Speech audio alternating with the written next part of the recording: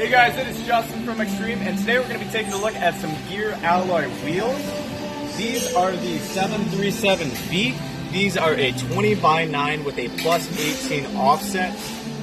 And you'll be able to see that this is the black chrome finish. So you'll notice even here it has kind of a gradient fading from the chrome to a black. And then on the edge of the spokes and the inside of the spokes, it is black as well. It is the 7-spoke pattern, and they did the milling around the outside of the wheel as well.